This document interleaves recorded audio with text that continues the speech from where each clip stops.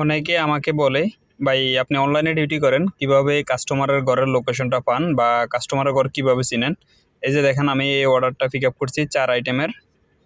তো অর্ডারটা pick up করার পর এখানে ক্লিক করতে হয়।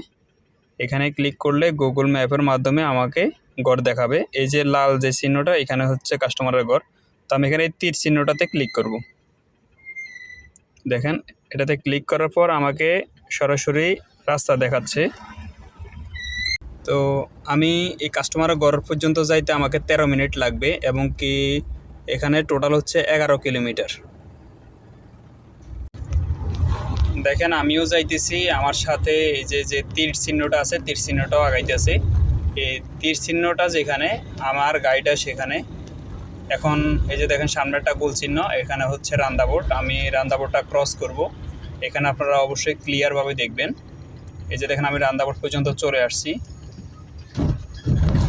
এখন আমি রান্দাবোটের উপরে রান্দাবোট ক্রস করলাম। দেখেন রান্দাবোটটা ক্রস হয়ে গেছে। ঠিক একইভাবে কাস্টমারের মোবাইলে, যে কাস্টমারটা অর্ডার দিছে তার মোবাইলে অ্যাপ্লিকেশনের মধ্যে এভাবে শো করবে যে ড্রাইভারটা কোন জায়গায় আছে, রাস্তার কোন জায়গায় আছে, বা ড্রাইভার কি এখানে ব্রেক করে দাঁড়াইছে কি না, সব কিছু কিন্তু কাস্টমারটা ফলো করতে পারবে। তো আজকে এই পর্যন্তই, সবাই ভালো থাকবেন।